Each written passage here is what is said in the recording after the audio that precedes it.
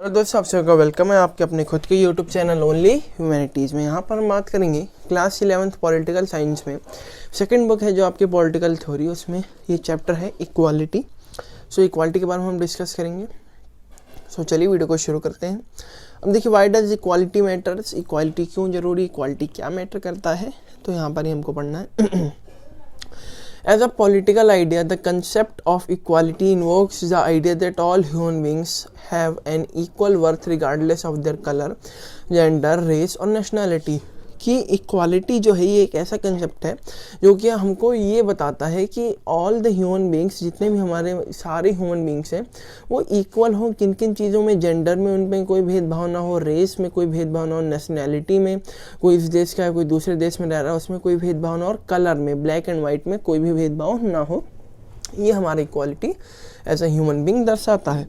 अब देखिए, it maintains that human being deserves equal consideration and respect. ये जो मेंटेन क्या करता है कि जो ह्यूमन बीइंग है वो क्या डिजर्व करें, वो इक्वल कंसिडरेशन और रिस्पेक्ट, इक्वलिटी ऑफ रिस्पेक्ट वो डिजर्व करें। In the 18th century the French revolutionary use the slogan liberty, equality and fraternity.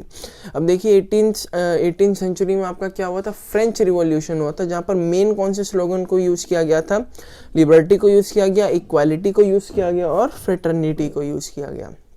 अब देखिए, today equality is a widely accepted ideal which is embodied in the constitution and laws. आज के ज़माने में equality जो है वो बहुत ही वाइडली एक्सेप्टेड आइडियल है, जिसको कॉन्स्टिट्यूशन में इम्बडीड किया गया, कॉन्स्टिट्यूशन में उसको रखा गया है। Yet it is inequality rather than equality which is most visible around us। और इसके बावजूद भी जो इनइक्वालिटी है वो ज़्यादा दिखता है इक्वालिटी के मुकाबले में। अब देखिए, आपके स्क्रीन पे जो है मैंने भी fact sheet on global inequality की पिक्चर मैंने लगा दी है। उसमें आप देख सकते हैं कि कैसे एक पार्ट ऑफ सोसाइटी है वो पूरा वेल्थ लेकर के बैठा है और सेकंड पार्ट को कुछ भी नहीं मिला है। तो इस चीज़ को आप देख सकते हैं, ये आपके बुक में भी मिल जाएगा। तो चलिए आगे बढ़ते हैं। अब देखिए क्या है, we live in a complex world of unequal wealth, opportunities, work situations and power. हम एक ऐसे कम्प्लेक्स वर्ल्ड में जो है रहते हैं जहाँ पर वेल्थ अनइक्वल है, जैसे कि मैंने भी आपको दिखा fact sheet on global inequalities में, कि जो एक पोर्शन ऑफ सोसाइटी है उसने half of the portion of wealth को ले रखा है और बहुत सारे गरीब जो हैं वो बिना वेल्थ के ऐसे ही पड़े हैं। अपॉर्चुनिटीज़ यहाँ पर इक्वल नहीं, जो ज़्यादा पैसे वाला पैसे फेंकेगा अपॉर्चुनिटी लेकर के जाएगा। वर्क सिचुएशंस यहाँ पर इक्वल नहीं है, अगर कोई मैन है तो उसको जो है वुमेन के मुकाबले में ज़्यादा वेजेस मिलेंगे और उसको वर्क ज़्यादा कराया जाएगा, वहीं वुमेन को भी सेम वर्क के कम वेजेस मिलेंगे। सो यहाँ पर वर्क सिचुएशन में भी अनइक्वालिटी और पावर में भी inequality. The concept of equality which we will consider here are to promote equality should we always treat all person in exactly the same way. हर एक पर्सन को एग्जैक्टली सेम वे में equal treat किया जाए। अब देखिए, आपका next topic है व्हाट इज़ इक्वालिटी। इक्वालिटी क्या है? देखिए, यहाँ पर मैंने आपको दो चीज़ें यहाँ पर बनाई हैं कि ड्रिंकिंग फाउंटेन, मतलब जो पानी पीने का जो यहाँ पर होता है फाउंटेन, उसमें वाइट वालों को क्या रखा है, आप इधर जाइए, और कलर्ड वालों को बोल रखा है आप इधर जाइए। रेस्ट रूम जो है, रेस्ट करने के लिए जो रूम है वो ओनली वाइट के लिए है। तो ऐसे ऐसे अनइक्वालिटी जो कि हमने साउथ अफ्रीका में देखी थी, रेसिज्म देखा था हमने वहाँ पर, ब्लैक एंड वाइट पीपल के बिटवीन अपार्थाइड, जो कि बहुत ही मतलब एक बड़ी समस्या थी जिसको अबॉलिश करने में नेल्सन मंडेला का एक बड़ा हाथ था। ये सारी चीज़ हमने वहाँ पर देखी थी। अब देखिए, all of them makes distinctions between human beings on grounds of race and color and these appear to most of us as unacceptable। तो यहाँ पर ये बता रहा है कि रेस और कलर के बीच में ये जो ऊपर की दो पिक्चर्स हैं दर्शा रहे हैं डिस्टिंक्शन, डिफरेंटेशन। सो ये जो है अनएक्सेप्टेबल है एज अ सोसाइटी। अब देखिए, the smooth functioning of society requires division of work and function and people often enjoy different status and reward on account of it. So जो आपके जो सोसाइटी है वो उसको क्या चाहिए, वो डिवीजन ऑफ वर्क होना चाहिए उस सोसाइटी में जिसमें जो पीपल है वो अलग अलग प्रकार की चीज़ों को एंजॉय करे, अलग अलग उसको रिवार्ड्स मिले। हालांकि इन सारी चीज़ों में इक्वालिटी होना चाहिए, इनइक्वालिटी नहीं होना चाहिए। वो जो है स्मूथ फंक्शनिंग ऑफ सोसाइटी यहाँ पर रिक्वायर होती है।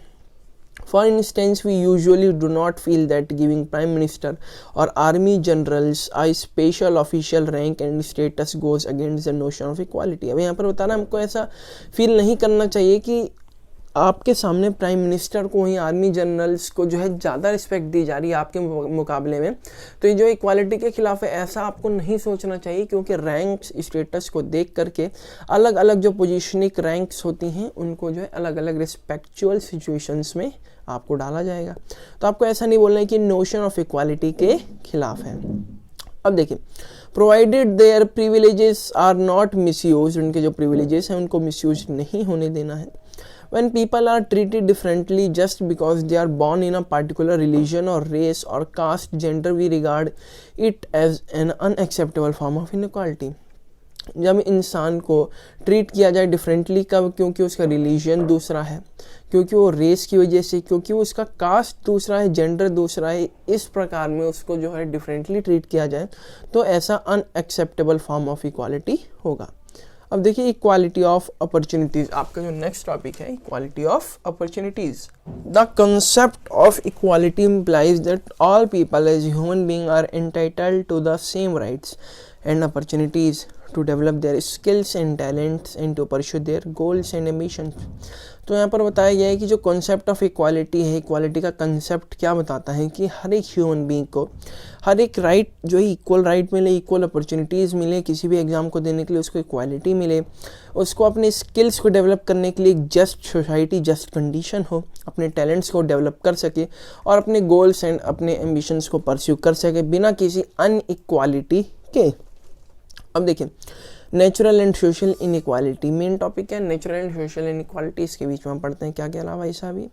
A distinction has sometimes been made in political theory between natural inequality and socially produced inequality। Distinctions कई बार बनते हैं, कई बार इनके बारे में जिक्र होता है, लिखा जाता है नेचुरल और सोशल इनइक्वालिटी के बारे में। अब देखिए, natural inequality are considered to be result of different characteristics and abilities with which people are born।